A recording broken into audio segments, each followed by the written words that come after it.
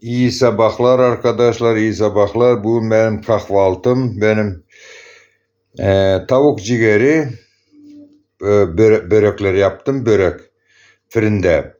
Tavuk ciğeri, soğan, yumurta, zeytinyağı. Tavuk ciğerini kaynatıp ona kaynagana sonra makineden geçirdim. Kıyma makinesinden.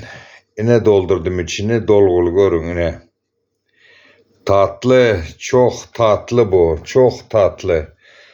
Bu kahvaltı, gördünüz mü? Ne güzeldi.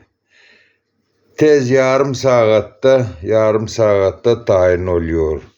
Çok tatlı oluyor arkadaşlar. Hiçbir restorana varmıyorum ben.